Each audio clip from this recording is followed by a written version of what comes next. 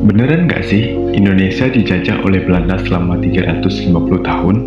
Begini faktanya. Bila kita hitung dari tahun 1945, lalu dikurangi 350 tahun, berarti Belanda mulai menjajah Indonesia sejak tahun 1595. Namun yang menjadi pertanyaan, apakah di tahun tersebut bangsa Belanda sudah berada di Nusantara?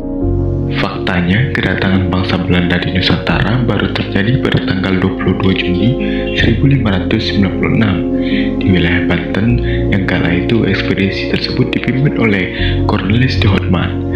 Apakah ini awal penjajahan Belanda di Nusantara? Eits, tunggu dulu. Kala itu tujuan kedatangan de Houtman dan kawan-kawannya bukan untuk menjajah, melainkan untuk berdagang.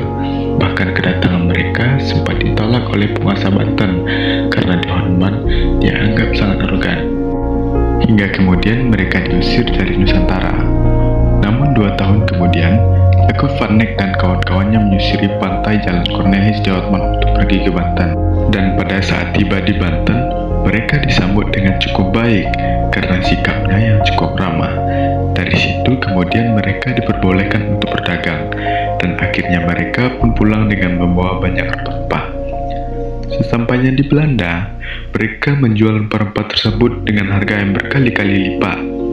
Ya wajar sih, karena di Eropa kala itu memang sulit ditemukan rempah-rempah. Hal tersebut kemudian memicu perdagangan di perairan Nusantara yang semakin ramai, hingga menimbulkan konflik baik sesama pedagang Belanda maupun dengan pedagang Portugis dan juga Inggris.